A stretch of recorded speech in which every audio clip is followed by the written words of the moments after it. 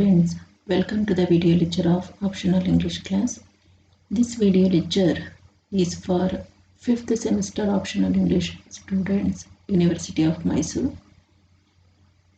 In this video lecture, I shall explain the 6th chapter of the novel The Rainbow, written by D.H. Lawrence. The chapter title is Anna Victrix. In the previous chapter, we come to know that the passionate love story of Anna and William, and their love story ended with the marriage. After their marriage, they come to settle down at Kasoti near the marsh farm. We find them lost in utter sensuality immediately after their marriage. The honeymoon freeze Will's sensuous self, but it also makes his social self withdraw.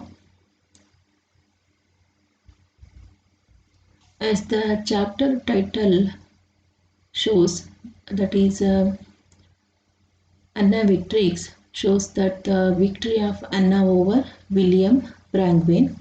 In this chapter, we come across about Anna's dominance over William, and how she dominates on William we will come to know in this chapter. Her marriage to William is not taken to be a failure because it is another rainbow of life in the novel. Anna's married life is characterized by a struggle for dominance. Anna here in her relationship with William Brangwyn symbolizes the female dominance. Anna married William for liberation and expansion, but she does not find what she seeks in him. William also is incomplete, so he seeks completion through Anna. We find them both lost in utter sensuality immediately after their marriage. The honeymoon frees William's sensuous self, but it also makes his social self withdrawal. He is unwilling to return to the outer world. He is also totally dependent upon Anna for his fulfillment. All these unmanly traits make Anna cease to respect him because he does not represent what she aspires to find in him.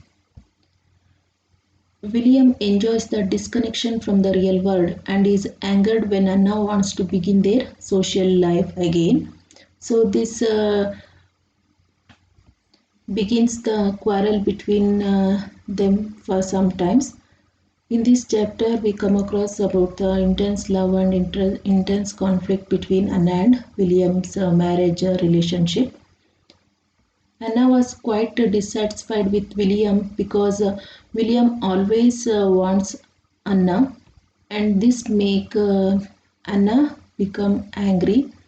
And as I quote from the text, her angerness we can find in these lines. "Can't you do anything?" she said, as if to a child, impatiently. "Go down to the marsh. Don't hang about as if you were only half there." Though both were very passionate about their sexual relationship, but Anna was sooner ready to return to the outside world. She decided to give a party and was enthusiastic about her preparation for it. William's heart sank at the prospect of this lapse into the old days. This was the first beginning of the antagonism between them. Her difference to him galled him and flayed his soul.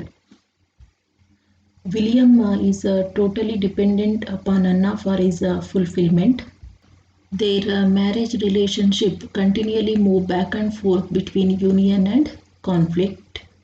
They quarrel with each other with religious matters. Sunday was a particular torture to Anna, for William's love of the church and easy acceptance of biblical teaching deeply angered her, and she tried to undermine his belief, attacking both the symbols of his religion and the words of the Bible. Both constantly goaded each other to fury and were subsequently reconciled, only to quarrel again. But Anna could not afford to lose her husband. Though William tries to dominate over Anna and tries to show his will on her, but Anna Anna doesn't allow William to force his will on her, his willness on her. Meanwhile, Anna becomes pregnant. For 4 days, she waited for a suitable moment to tell this news to William, but their hearts were set against each other. At last, while walking home from the marsh, she told William about her pregnancy. William was afraid at this, afraid to know he was alone, for she seemed fulfilled and separate and sufficient in her half of the world, while he was so unfulfilled. Anna loved her husband and wanted him to share the bliss that was illuminating the world around her till it becomes a paradise. She noticed the growing gentleness of her husband and dreaded the presence of the darkness and other world still in his soft, sheathed hand. She was aware that he was trying to force his will upon her. There was something he wanted. She did not want William's bitter, corrosive love. She did not want it poured into her to burn her. One day Anna danced naked in her room, lifting her hands and her body to the unseen creator to whom she really belonged. She took off her clothes and danced in the pride of her bigness. This infuriated William, but he was unable to stand up against her. William felt he was being burned alive, being consummated by her dance. Yet he could not live without her, and thus he concluded that it was no use combating with her. Soon after, Anna gave birth to a female baby, and they named her as Ursula. As the baby grew up, Anna was proud of it and liked to play with it. But since she longed to have a son, she was not quite fulfilled. The baby was Anna Victrix. Anna becomes victorious in the sense of her motherhood. To summarize in this chapter we come across about the passionate love story and passionate sexuality of Anna and William. Anna, through her sexuality, tries to dominate over William Brangwyn. Anna married William for liberation and expansion, but she does not find what she seeks in him. We find them lost in utter sensuality immediately after the marriage. They disagree over the religious issues. They symbolizes the struggle between the desire to move forward and the urge to stay back. Their quarrel ends with a little more of Anna's victory and a little more of Will's surrender. And in this chapter, it has given a hint about now the readers. We will move on to the second generation to the third generation with the birth of Ursula.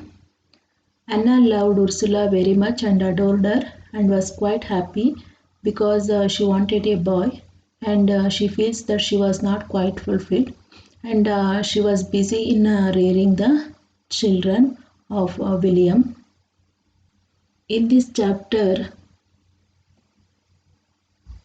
Lawrence illustrates his thesis that a woman is fulfilled through childbirth, while man seeks his fulfillment through her and can be fulfilled only by her. This is all about this chapter. For further reference, you can visit these sites. Thank you.